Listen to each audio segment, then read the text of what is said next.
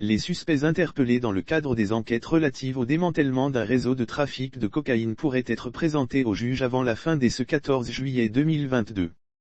Selon Africa Intelligence qui livre l'information, le président Alassane Ouattara, le chef de l'exécutif ivoirien, a donné des instructions fermes en vue d'une accélération des procédures judiciaires entamées depuis plus d'un mois. Les premiers procès s'ouvrent dès ce jeudi. Au moins une vingtaine de personnes ont été arrêtées entre les mois de mai et de juin dernier dans le cadre de l'enquête visant le démantèlement d'un puissant réseau de trafiquants de drogue, parmi lesquels des hommes d'affaires, des officiers de police judiciaire et bien d'autres figures bien connues dans les milieux de la Grande Loge de la franc-maçonnerie en Côte d'Ivoire. Les magistrats travaillent en étroite collaboration avec leurs collègues du pôle économique qui assurent le suivi de l'enquête. Notre source indique que le ministre Sansan Kambilé s'est déjà mis à la tâche. Les premières audiences pourraient s'ouvrir dès ce jeudi 14 juillet. Du côté du tribunal d'Abidjan, les choses évoluent également. En première ligne, les magistrats travaillent en étroite collaboration avec leurs collègues du pôle économique qui assurent le suivi de l'enquête.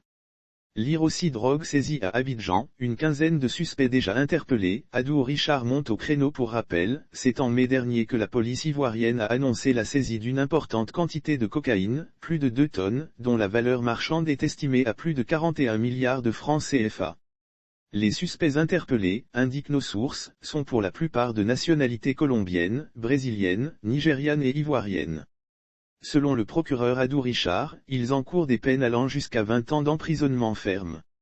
La drogue saisie respectivement dans les villes d'Abidjan et de San Pedro a été incinérée le 15 mai dernier à Abidjan en présence des autorités judiciaires et sécuritaires. Les enquêtes visant le démantèlement de toute la chaîne de trafic se poursuivent.